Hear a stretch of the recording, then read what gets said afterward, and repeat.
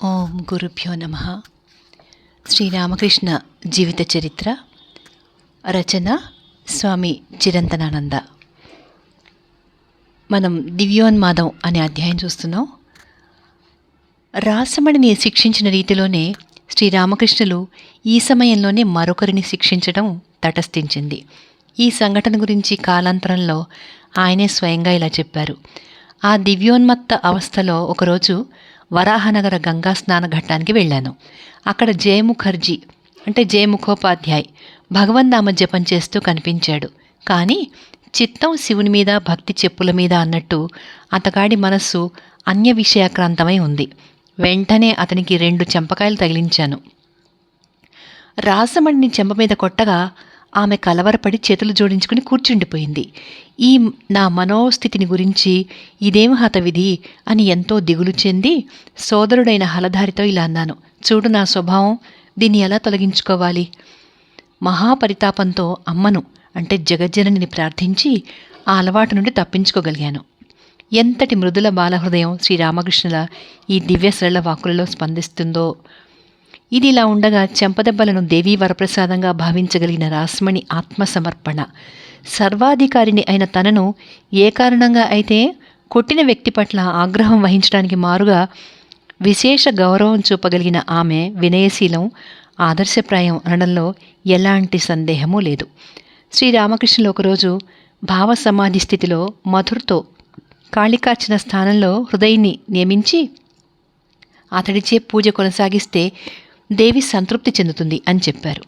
మధుర్ అది దేవి సంకల్పంగా విశ్వసించి వెంటనే సమ్మతించాడు.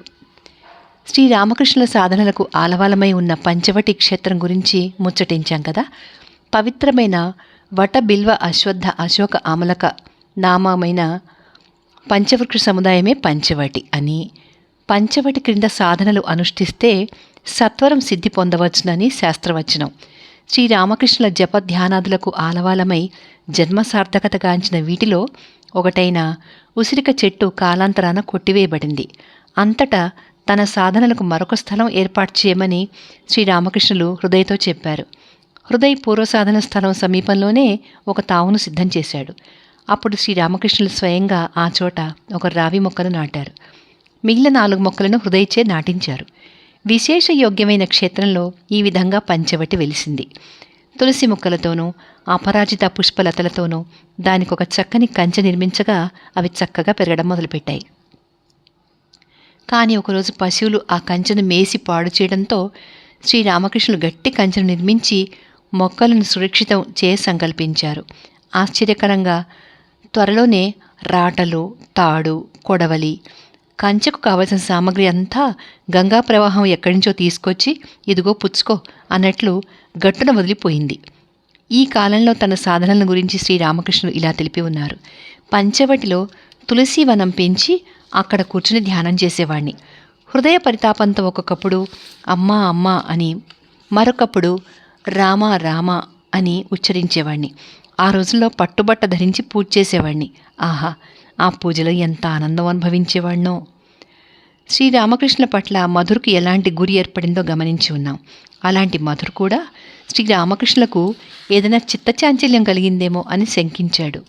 రాణిని, జయముఖోపాధ్యాయులను ఆయన చెంపదెబ్బలు కొట్టడానికి ఈ చిత్తచాంచల్యమే కారణం కాబోలు అనుకుని ఆయనకు ఒక సుప్రసిద్ధ ఆయుర్వేద వైద్యుడిచే కొంతకాలం చికిత్స చేయించాడు. కానీ అది నిరర్ధకం అని తేలింది. భగవద్భక్తి సైతం మితిమీరరాదని, మితిమీరితే ఉన్మాదానికి దారితీస్తుందని, ఇంకా ఏవేమో తనకు తెలిసి తెలియని పరమార్థ తత్వాలను పాపం మధురబాబు శ్రీరామకృష్ణులకు తెలపాలని ప్రయత్నిస్తూ నిర్ణీత సూత్రాలను అనుసరించి జీవితాన్ని క్రమపరుచుకోవాలని హితోపదేశం చేయడానికి పూనుకున్నాడు. మధురకు ఎలా మనోపరివర్తనం కలిగిందో ఆ ఉదంతాన్ని కాలాంతరంలో శ్రీరామకృష్ణులు శిష్యులకు ఇలా చెప్పారు. భగవంతుడు సైతం తన నియమాలకు అధీనుడని, స్వయంకృతమైన ప్రకృతి నియమాలను అతిక్రమించడానికి అశక్తుడని మధుర అభిప్రాయం. అతనితో నేను ఇలా అన్నాను.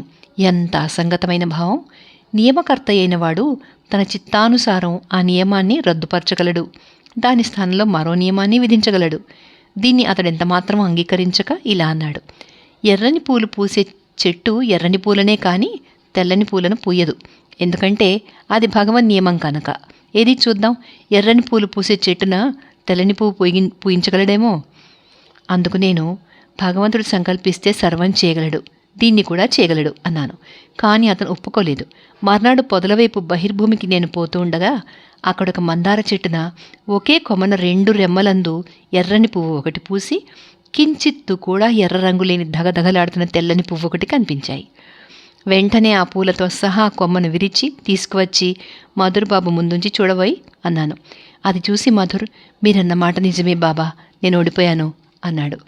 మాయకు అతీతులై భగవదానంద ప్రమత్తులైన మహనీయుల మానసిక స్థితిని తెలుసుకోవడం సన్నిహితులైన సహృదయులైన స్నేహితులకు సైతం ఎంతో కష్టం. కఠోర బ్రహ్మచర్య వ్రతం వలన శ్రీరామకృష్ణులకు నాడీ దౌర్బల్యము, చింత చాంచల్యము కలిగి ఉండవచ్చునని, అవే నానావిధ భావావేశాలుగా వ్యక్తమవుతున్నవని, అలా అవుతున్నాయి కాబోలు అని ఆయన సాధన దశలోని తొలి 4 సంవత్సరాల్లో, అంటే 1855 నుంచి 58 వరకు ఒకానొకప్పుడు మధురబాబు, రాణి రాస్మణి అనుమానించారు.